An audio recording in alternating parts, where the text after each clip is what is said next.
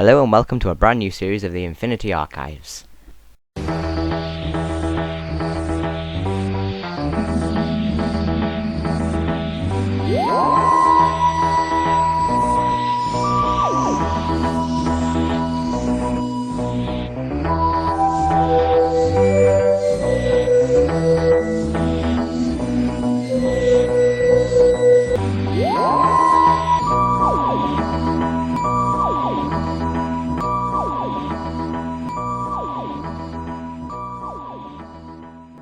Yes, we're back for Series 2, and Doctor Who is back too, with Peter Capaldi now as the Doctor. I'm Will, as always.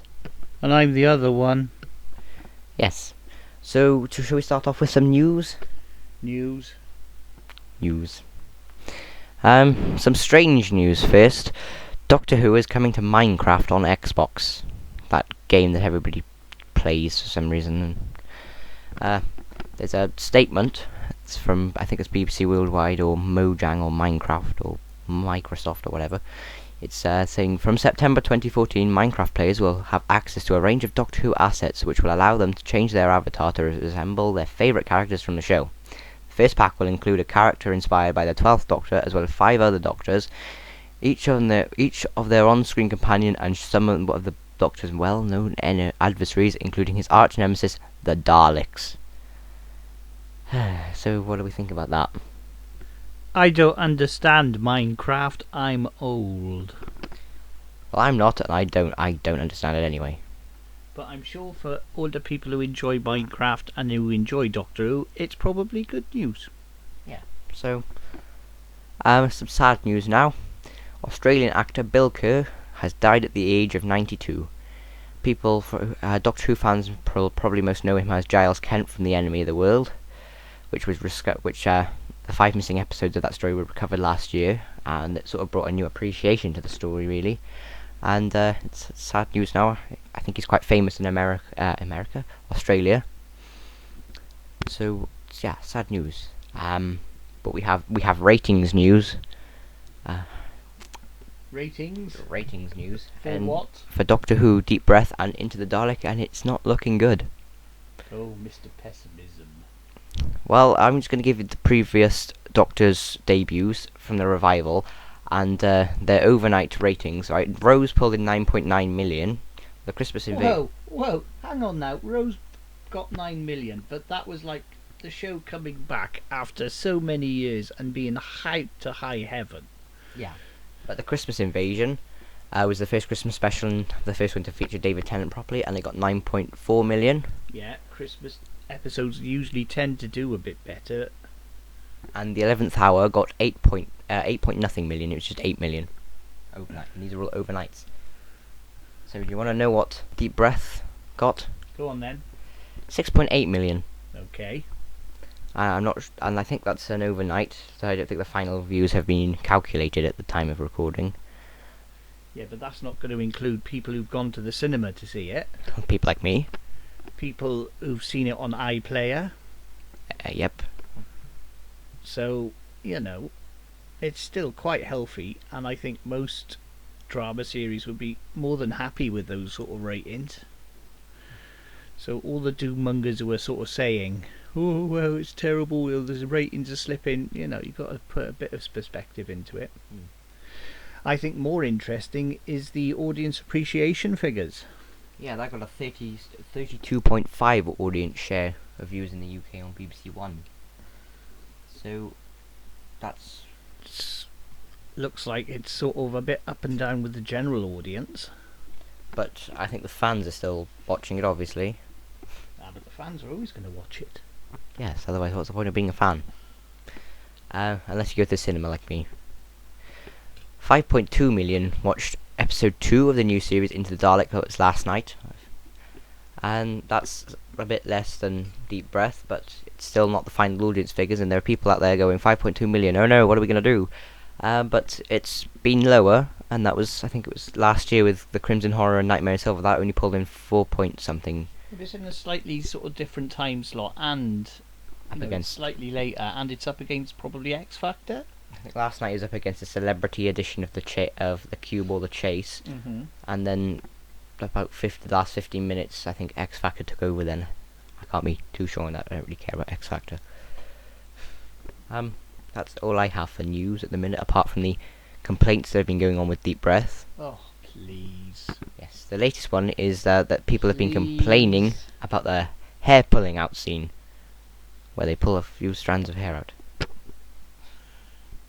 People have too much time on their hands. Way too much. So, do you have any other news? I'm all newsed out. I have no news. No news. Okay, well, neither do I. So that means it's the start of our review then. So, the first episode we're going to be reviewing then is Deep Breath. Do you want to go first? Well, I mean, this was a bit of a mishmash, wasn't it? You know, we were promised like a sort of new, fresh series, and what do we get? You know, something that's, you know, we've got Madame Vastra, we've got the usual thing. I'm a bit ambivalent about it, to be honest. I thought plot-wise, you know, there's not a lot there with the main sort of driving plots, you know, apart from sort of reworking the sort of clockwork robot slightly. You know, it felt very padded, like a lot of people have saying. You know, I found it very, very sort of full of unnecessary scenes, you know. The Clara Strax one being the obvious one, you know, where he's sort of scanning her with a medical device. Absolute fluff and just didn't need to be there. You know, it doesn't bring on the story, doesn't bring on the characters, it doesn't advance anything. You know, it's only there sort of to use these sort of gadgets designed by Blue Peter, it seems. And it's, you know, cut all this out, let's see the Doctor. You know, that's what people are tuning in for. They're not tuning in for this sort of arbitrary fluff. I really didn't think it warranted a 75 minutes. It's not a 50th anniversary special, it's a new series, so if you want to extend it, it should be an hour at max. Well, to be fair, it was planned as a two-parter, so, you know, it's just the BBC obviously thought, you know, let's stick this out in the cinema and make a bit of money. But yeah, I don't... But certainly, I mean, I think there wasn't enough plot there for 2 episodes. No, it's very padded, and I think it would have made a fine single hour episode. I think that's how I would... At the very most. Yeah, no more than that. You don't need anything else than that. I went to see it in the cinema. I was one of those people who paid money to go see it in the cinema. So we got a few little cinema exclusives. The first being the funny little regeneration talk from Strax, who was vlogging about all the different Doctors, which was quite amusing, really, and full of little nods and stuff to the classic series, which I understood. They made me laugh a bit. The whole cinema experience was pretty good, to be honest, watching it with people you know, like the show and stuff. And then we got to a... So how did it look in the cinema? How did the special effects and sort of transfer onto it? It did look very cinema-y. It did look like it was a film. Because I know a lot of people have complained about the CGI of the dinosaur, saying it looks a bit video gamey, but to be honest, it looked fine to me. It looked fine on the big screen too. I wouldn't complain about that. It looked fine to me. The sound was great on it too. But yeah, it was good to see it in the cinema. But the actual episode itself was quite padded, like we said before. Peter Capaldi, first impressions? Oh, now, you know, I know everyone's sort of going wild for him, and he is good, but at the same time, I'm not quite there with him yet, I've got to be honest. For me, I mean, certainly in Deep Breath, it seems, you know, he's still finding his feet, I think. You know, he doesn't sort of seem quite comfortable with all the sort of lighter moments, the sort of wacky bits. You know, they seem a little bit forced to me. And then you've got like the dark bits where he sort of excels, but are they making him a bit too dark, I'm wondering. I love the scene where he's sitting at the table with a drink and sort of saying, I think I'm going to have to kill you. I mean, it's an awesome scene, but that's very dark for the Doctor. It is. I think it would be nice for him to go a little bit more sort of dark, because when we had Matt Smith, he was good, but it was quite childish in a way. But I don't think, but saying that, they don't need to make him really dark. I think making him overly dark is just a bit of a mistake for the programme, really. It's tricky. It's, you know, there's a lot of people who've just come into Doctor Who since the new series came back, and they're not really going to be used to a dark Doctor, so it's quite a tricky move to pull off, and I think it's a bit of a risk almost. Yeah. Peter Capaldi. I like him, but I think, like we said before, if he goes too dark, then I think it'll move away some of the casual viewers, who are tuning for the Doctor being this amazing guy, and now he's just sort of turning into the miserable guy. But like you said, that scene at the table with the clockwise guy was really good. Clockwise. I think he can do the dark stuff really well, like you said. But if they made him just a little bit more comic-y in some parts, not too comic-y, but just a few light-hearted things with Peter Capaldi would be nice. I think everything's been said about the Paternoster gang returning. I think if we had a break from them now, and then come back to them, I think it'd be pretty good. But they're good characters, they're a good bunch of characters. Too much I think we've had of them now. I think they are definitely being overused. But that said, I'd love to see him in a spin-off special. I really would. I'm not sure that there's enough sort of meat there to keep them going in a series, but I think certainly a couple of specials with just them I think would be pretty good. Yeah, maybe even like a little spin-off web series or something I'd be happy with, because I think the Crimson Horror last year, they showed them what they'd be like on their own without the Doctor, because he didn't appear for the first 15 minutes, I think it was, and they sort of were really entertaining. But now we've had them quite a lot, and I think if we give them a break and then come back to them, I think that'll be fine, because there are other characters in the series that you could come back to a bit, like Kate Stewart. I think she's a really strong character, and we've seen her twice. Or maybe bring back some characters from the RTD series, or even the classic series. Yeah, I think that'd be nice too. But people have been saying that Moffat is amazing and stuff, but I think he's good, but not as good as everybody's making him out to be. Yeah, I mean, I've said before I've had problems, with his show running. I think he's a better writer than he is a showrunner. And, I've got to be honest that for me, the Moffat era just hasn't completely gelled at all, really. There's been some good moments in it, but, I don't find it anywhere near as watchable or as entertaining as the RTD stuff, I've got to be honest. There have been some really good parts, but there have been some really bad parts too. I don't think we'll get into naming them now, because I'll start going off in a rant. So, anything else to say about Deep Breath before we move on? No. No. Well, we do have some more thoughts on Deep Breath from Gabby, who will be shortly speaking to you about her thoughts on the first 2 episodes. Yeah, I think she enjoyed. I think Luke and Gabby really enjoyed them a lot. I don't know why, maybe just. And that's fine, Yeah. In a way they're sort of more the target audience than I am. And, if the kids are still involved with it, then that can only be a good thing. It's very true. So yeah, here's Gabby's thoughts on the first 2 episodes. So I'm sat here with Gabby, who's going to be telling us her thoughts on the first 2 episodes of Series 8. So, Deep Breath, to start off with, what did you think? I like the cyborgs and how they were composed. But I would like to see more body parts on the cyborgs. That's a bit scary. So, Peter Capaldi, what do you think of him? He's a very good doctor, but he's not better than Tom Baker. That's my favourite. Good choice there. So, what else did you like about this episode, apart from cyborgs and Peter Capaldi? I like to see Strax. He's funny. You like to see Strax. What about Vastra and Jenny? Do you like them too? Yeah. Yeah? Yeah. Who's your favourite out of them?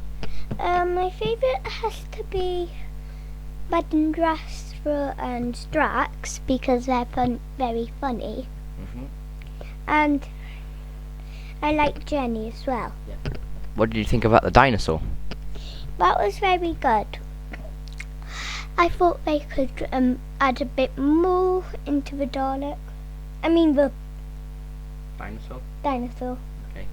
Not on the Dalek bit yet. So what about the bit at the end with Matt Smith? Were you expecting that? No! That was actually quite a good. And I don't know why the Doctor was listening. He wasn't listening, he remembered it because it was the same person. Oh yeah. So the second episode, Into the Dalek. What do you think of that one? That was very good. How they got shrink was a good as well. They've done that before in Doctor Who. Yeah. Yeah, they did it in The Invisible Enemy. They created a duplicate of the Doctor and then shrunk him to go inside himself because he had an infection. As well, the episode 2, Into the Dalek, was very good because it had a Dalek in, and at the end they had to destroy it out of the Dalek. So, what did you think about Peter Capaldi in this one? Is he still good, or is he getting a bit worse or better? He's getting a bit better, but still, he's like John Pertwee. He fights back. That's good. That's good. That's a good point there. Well done. So, what else did you like, or what didn't you like about this episode? I didn't like they went into the ice stock. It should have been one of the circle bits.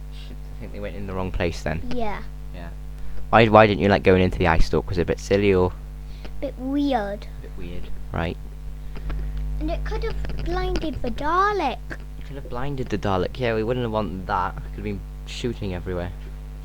And the ice stock might have came off. And Ace might have showed up. Ace might have showed up. I don't think that would have happened. No? No. Okay. Anything else to say about either of the episodes? Which was better, Deep Breath or Into the Dalek? I've got to say Into the Dalek was better than Deep Breath. As well, on my birthday, Listen is on my birthday. Yeah, so we'll be getting a review of that next episode. Oh, and one more thing. What do you think about the new title sequence and the new music? I don't like the music, but I like the title sequence. Do you think it looks nice but it just doesn't sound right? Yeah, it looks nice, but doesn't sound right.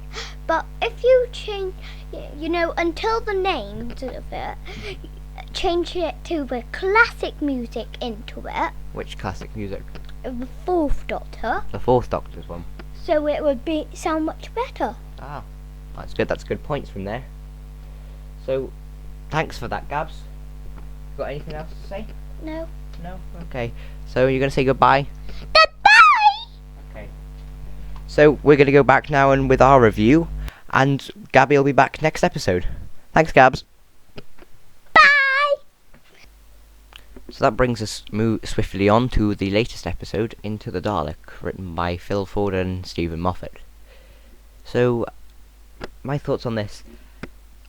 It didn't captivate me much, really. I didn't really feel myself being drawn into Doctor Who like I had been in the past.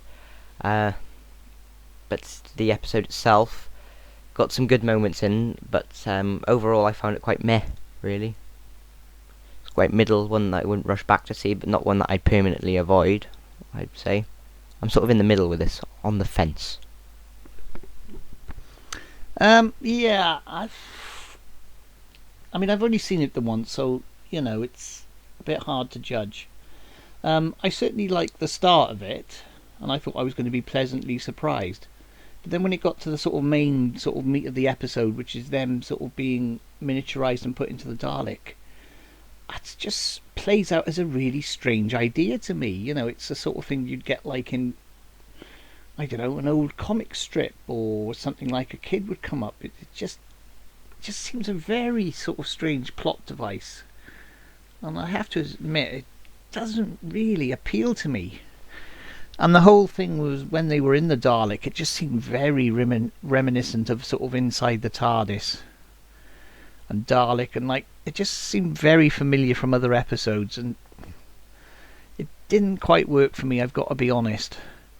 But that said, there were some good moments in there, and I think, for me personally, I would have much rather seen the exploration of having a good Dalek, rather than all this sort of waffle with them sort of running around inside it. I think, the idea of a good Dalek is very interesting, and, there's a good plot there, I think, that's potentially a lot more interesting, I think, than what they sort of came up with, with just the usual sort of Fantastic Voyage type sort of stuff, running around. And it had such an arbitrary ending, it's like, oh yes, the Dalek does remember, and then they're all back to normal size, which you don't even see or anything, and it's just like a very abrupt way to end the sort of story. And then, I'm more interested, I think, to see on how this is going to affect other stories, what's going to happen with this Dalek as it goes back, is that going to affect anything in a sort of Borg-like way, like the episode where they put Hugh Borg back in to infect the other Borg, or if it is even going to be addressed at all. These are just, it seems to provide more interesting sort of speculative questions than it does a proper good solid story for me. Yeah, because I actually told you the storyline of the episode before we actually watched it, and you didn't have a very positive reaction to it, did you? Well, it just seemed just such a daft idea, to be honest. Sort of shrinking people to put in a Dalek. I don't know. Just like I said, it just seemed a very strange idea, which I didn't know about literally till about an hour before the episode started, and it just, I don't know. It just seems like I said, I think the idea of a good Dalek and a Dalek developing a conscience is far more interesting than sort of having people miniaturized inside of one. And I think, they should have gone with that a lot more. I think that would have been such a strong episode, and the fact that, like you said, it's reminiscent of old episodes, such as ones that I don't enjoy. Journey to the Centre of the TARDIS, naming one, and it just seemed to be clambering around something where you could have been focusing the story on what they're actually inside instead of actually going inside it. But the idea of having a sort of moral Dalek and a sort of Dalek with a conscience, I think it's just so much more you can do with that. And, there's some really good drama and some good moral questions you could get from that. And that just didn't seem to be explored at all. No, I think that it would have been such a stronger story, and I just didn't really feel myself captivated. When sometimes I watch Doctor Who, I'll be there like watching it, but I felt myself sort of looking away, concentrating away. And I really found the bit where Peter Capaldi is talking to the soldier and basically sacrifices him so the rest of them can get away. For me, I've got to be honest, that was a bit too dark. I'm a bit old-fashioned. I like the Doctor to be a bit of a hero. And saving people, not all the time, obviously, but, I mean, that was a very dark moment, I thought. I thought that was way too dark for the Doctor. I mean, I know we were going into a dark, mysterious Doctor, but where's all of this come from, this darkness? I mean, it doesn't seem to have come from anywhere. It just seems to have regenerated and, oh, I'm dark and miserable now. There doesn't seem any sort of proper character development to me. I mean, you see Clara in the sort of deep breath and how she reacts to the regeneration, and that doesn't really sort of work. She's seen 3 other Doctors. She shouldn't really have any more than a sort of passing problem with it. I know that she sees the Doctor as, a friend who she's lost and all this, and you can equate it to grieving, but she should still sort of be more understanding of the fact, I think, that this is the same person, like. And not only did she meet 3 of them, she also knew what it was before, because in Name of the Doctor, he sort of explained to her what regeneration was, and she knew what it was. And when she met more of them, she met 2 more, including the darkest one. And then as soon as Matt Smith changed, it seemed to be like, oh, I'm worried and upset and don't know what's going on. Guaranteed you obviously haven't experienced it, but it did really make a lot of sense to me. But that said, a lot of people seem to be really enjoying the Dalek episode, so maybe it's just me. Yeah, maybe we're just being too down on it. Maybe we shall be surprised by the next episode, which I'm looking forward to, seeing as it's written by Mark Gatiss. Or Gatiss, is it Gatiss or Gatiss? Yes. I'm just going to call him Mark. But that should be pretty good, and it's I'm looking forward to it. Yeah. What about you? Well, I don't really know anything about it apart from what I saw on the sort of next time trailer. So we'll wait and see. I am keeping an open mind. Well, judging from the title, it's got a robot in Sherwood, and that's probably going to mean Robin Hood. Hopefully, I'm personally hoping for something that's a little bit lighter, a bit more, dare I say it, frothy. I'm just hoping for something that captivates me, really. I don't care if it's light or dark. As long as it keeps me entertained, I don't really care. And I'd just like to see a sort of maybe, I know we're only 2 episodes in, but I'm all ready to see a sort of softer side of Capaldi's Doctor, so we'll wait and see.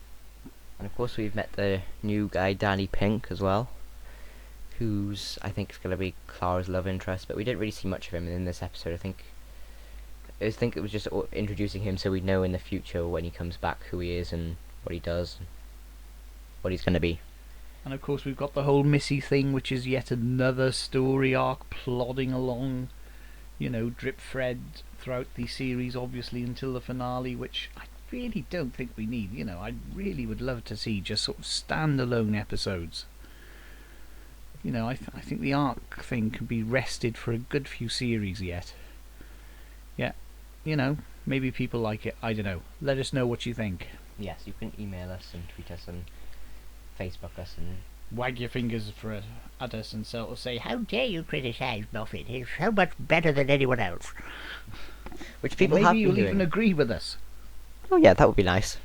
That would make us feel like our opinions are actually being considered. Either way, let us know what you think. Yes. Because you matter. Yes, you do. This is why we do this. We do this to entertain and inform you. And we have a new title sequence. Oh boy, are you in trouble.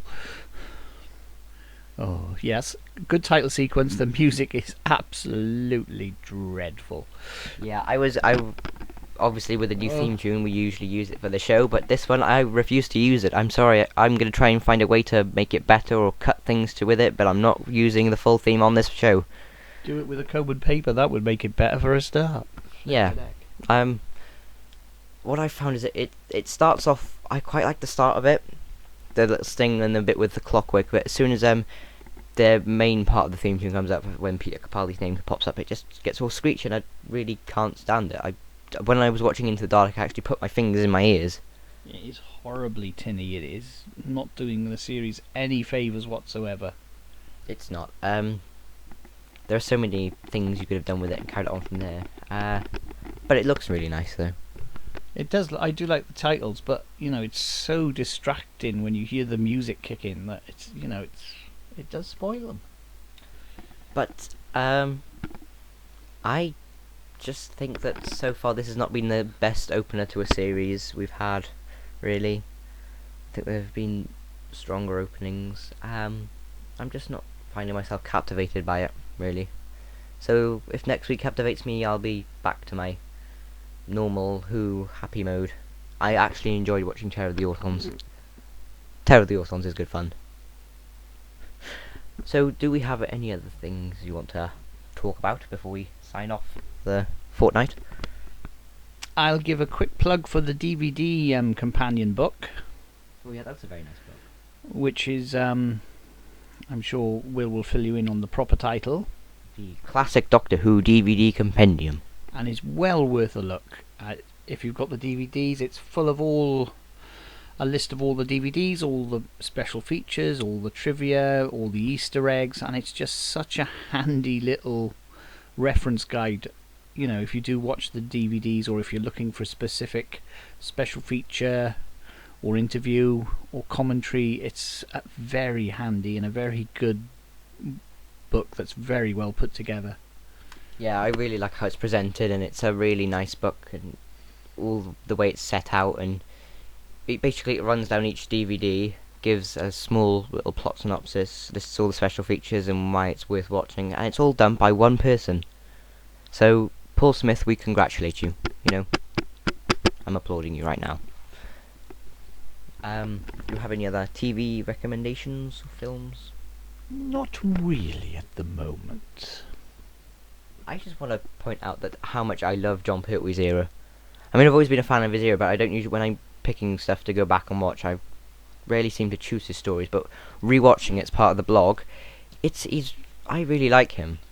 It's funny that the Pertwee era gets such a hammering at times, and it sort of goes in and out of favour so often in fandom that, it's very interesting. People can be very critical of it, but I've always enjoyed it, I've got to be honest. I do, I love it. And it's a pretty consistent run, to be fair. The really poor stories of the Pertwee area are quite few and far between, really. I don't really think there are any the worst I think of the bunch has got to be the mutants for me, really. I've never really liked that one. There are a few dull ones, things that last too long, but most of it is pretty good. I mean, its first season I really enjoyed. Spearhead from Space, Doctor and Silurians, which is okay, Ambassadors of Death and Inferno were all pretty enjoyable for me. I have to admit, I always like his last season because he seems to bring a bit more eccentricity to the role. And he sort of plays around with it a bit more, and I really like that because I think that suits Pertwee. When he does put on the silly voices a bit, where he is dressing up as washerwomen. That scene remains one of the best pieces of television I've ever seen. It's so funny every time. The look on Yates's face when he sees the Doctor. And yeah, you wouldn't want him doing it all the time, but I think they definitely, could have used his comedy a bit more. Because if you see him in interviews or bonus things, he's always really entertaining. He never stops. But yeah, I mean, I'm not even sure if the Pertwee era is in or out of favour at the minute, because it always sort of seems to bounce between the two, but I always find it really good. Well, for me, I'm really enjoying it. I finished Terror of the Autons yesterday. I'm about to start The Mind of Evil, which is one I like too. Especially the bit with the Keller machine when it's tuned on the Master. Oh, that scene makes me laugh. It's ridiculous, but it makes me laugh. Book-wise, I'm got back into the Target books at the minute, listening to Fury from the Deep with Gabby, which she said she's really enjoying that, and I like it. It's a nice little expansion on a really great TV story, and basically the whole range is great. I really can't think of anything else to say now. I think I'm done. Have you anything else? I'm done as well. I'm so done. I'm done being done. That's how done I am. We're all very done. So if you would like to contact us for our next episode, which will be a review of Robot of Sherwood and Listen, and our usual news and features and all sorts of that stuff, you can email us at theinfinityarchives@outlook.com. You can visit our blog and our YouTube page, which has a very complicated link, so I'll put that up in the show notes. You can tweet the podcast at DWInfinityPod, capital DW and I for Infinity.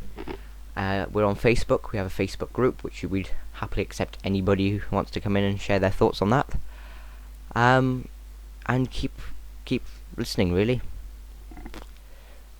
So I think that's it for a podcast, and for another fortnight. We're off then. See you next week, next fortnight even.